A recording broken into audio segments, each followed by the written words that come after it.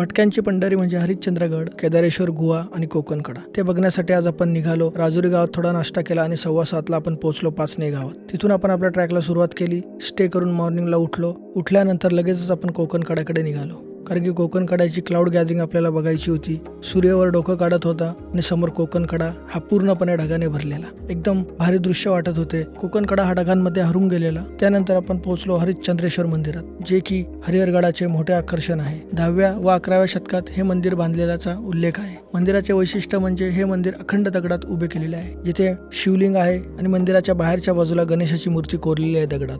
तसेच जिवंत पाण्याचे झरे सुद्धा आहे. काही लहान छोटे मोठे मंदिरे सुद्धा बघायला मिळतात. नंदी भग्न अवस्थेत आहे. महाविष्णूचे मंदिर सुद्धा त्या ठिकाणी बघायला मिळते. बाहेर काही दगडात कोरलेल्या मूर्त्या सुद्धा बघायला मिळतात. या मंदिराच्या उजव्या साईडलाच आपण उतरलो तर आपल्याला केदारेश्वर गुहेचे दर्शन होते. या गुहेमध्ये आपल्याला 3 खांब पडलेल्या अवस्थेत आणि 1 खांब उभा आहे, जे की 3 खांब अशा प्रकारे सत्ययुग, त्रेतायुग आणि द्रोपार युग, तसेच जो खांब उभा आहे तो कलियुगाची साक्ष देतो. ज्यावेळेस हा खांब पडेल त्यावेळेस कलियुग देखील नष्ट होईल अशी आख्यायिका आहे. हरिश्चंद्रेश्वराच्या मंदिराच्या बाहेर पुष्करणी तलाव देखील बघायला मिळतो, ज्यात आजूबाजूला मंदिरे कोरलेली आहेत आणि काही कुंड देखील आहे, ज्यामधलं पाणी आपण वापरू शकतो. मंदिराच्या डाव्या साईडला नजर गेल्यास आपल्याला गणेश गुहा दिसते. या गुहेमध्ये गणपतीची मूर्ती कोरलेली आहे. अनेक लहान छोट्या मोठ्या गुहा आहे, ज्यामध्ये आपण रात्री स्टे करू शकतो. या प्रकारे आपण हरिश्चंद्रगड पूर्णपणे एक्सप्लोर केला. तर आपल्या चॅनलला आजच फॉलो करा. सर्वांना हर हर महादेव.